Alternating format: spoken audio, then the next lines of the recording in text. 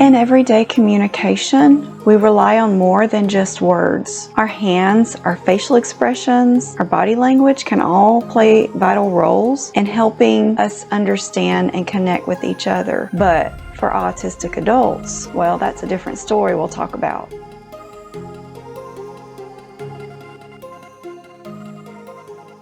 Gestures provide context. It helps clarify what words cannot fully explain. When those gestures are missing, listeners may unintentionally interpret what you're saying in a different way, and it can cause misunderstanding and confusion. For many autistic individuals, the brain processes communication differently than other people. Verbal and nonverbal cues may not be as closely linked as they are for neurotypical people. This doesn't mean that autistic adults don't have the same thoughts or emotions. It just means how they express those might look differently. Doing those simple things may not come naturally to us. I'll probably be gesturing a lot in this video because that's what my mind's thinking about. Now, I'll just give you a personal example. I'm a very stiff person. I don't do these gestures. My mind is thinking about them right now because that's what this video is about. But if you were to spend time with me in person, I might just sit there pretty still because that is normally how I am. I don't move a lot, and that's okay, but it can make it hard for other people to understand maybe how I mean something or how I'm saying something. I've often noticed that over-gesturing can be a problem for me and sometimes looks very unnatural. Sometimes it's my unsuccessful attempt to try to fit in and connect socially with other people. Gesturing doesn't always come naturally, and forcing them can be uncomfortable, or it can even look uncomfortable. It's important to recognize that everyone communicates differently, and autistic individuals may rely more heavily on their words and convey meaning. Gestures can include stimming. If you are talking to an autistic person and maybe they are just moving a lot.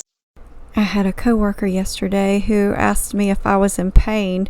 I was stimming because I was having anxiety, but she interpreted it as I was having pain. I had to explain, no, that was not what was going on.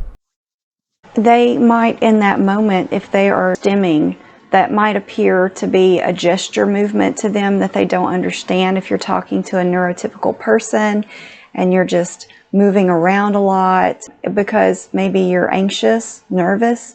But we can also stim when we're happy, so they wouldn't know that. If they're seeing that movement from you, it could be confusing to them what the whole conversation you're having with them is all about. Some autistic people find it easier to focus on their words, and gestures can be very distracting to them. It can take them out of the thought process they're trying to be in that conversation. And it might make other people think they're not engaged in the conversation. This brings up an important point: societal expectations.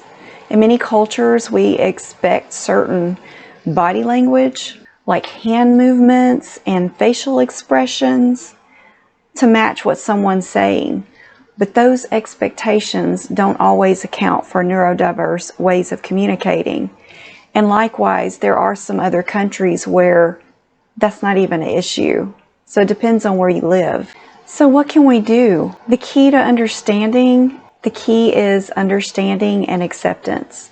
When communicating with an autistic person, focus on their words, not their gestures. Active listening, really paying attention to what's being said. It can make a world of difference. It's also helpful to be mindful of how much we rely on gestures when communicating with someone who doesn't use them. If you're unsure, ask for clarification rather than assuming their message. If you don't understand what an autistic person is saying, ask them. They'd rather you ask than you walk away from the conversation thinking they were not interested or coming across with a different takeaway. Communication is about connection, not conformity. Recognizing that gestures aren't the only way to express ourselves can create more more acceptance for autistic adults. So I'm curious to think what's your takeaway from this? What would you like to add, or what stood out to you about the conversation about gestures? As an autistic person, what's your experience with being around other people and gesturing? I've been gesturing just a whole lot today, and that is not normally me. And if you haven't subscribed to this channel, would love to have you. Go down there and subscribe. Would love to have you as part of this channel, part of this growing community. And I put out videos on a weekly basis. Would love to have you here as an autistic adult. I appreciate you watching this video, and if you like this topic, I have a couple more videos here that you really might enjoy that are close to the topic and add some more that this video didn't talk about. So you should go check those out if you want to learn more. And I hope to see you in the next video. Bye.